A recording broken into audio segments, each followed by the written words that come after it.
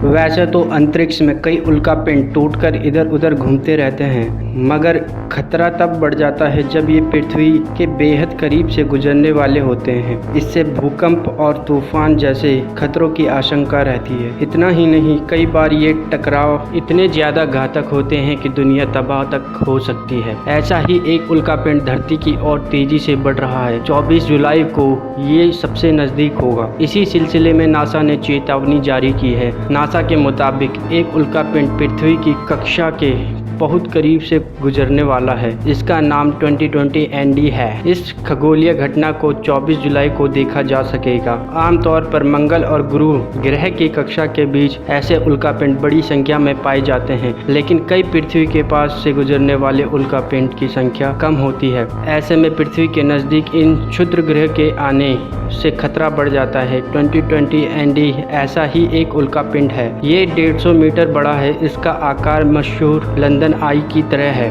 वैज्ञानिकों के अनुसार ये उल्कापिंड यूरोप के सबसे बड़े और ऊंचे झूले से भी 50% ज़्यादा बड़ा है। ऐसे में इसके विशालकाय आकार का अंदाज़ा लगाया जा सकता है। अगर ये धरती से डायरेक्ट टकराता है तो दुनिया तबाह तक हो सकती है। हालांकि अनुमान है कि उल्कापिंड धरती को महज छूकर निकलेगा, इसलिए बड़ी तबाही की संभावना कम है, मगर इससे धरती को थोड़े प्रभाव झेलने पड़ सकते हैं। इससे धरती के हिलने समेत आंधी, बारिश आदि हो सकती है। 2020 ND पृथ्वी की ओर 13.5 किलोमीटर प्रति सेकंड यानी 48,000 किलोमीटर प्रति घंटा की तेज गति से चल रहा है। इस तरह के पिंड जब पृथ्वी के पास आते हैं तो उन्हें पृथ्वी के निकट के पिंड कहा जाता है।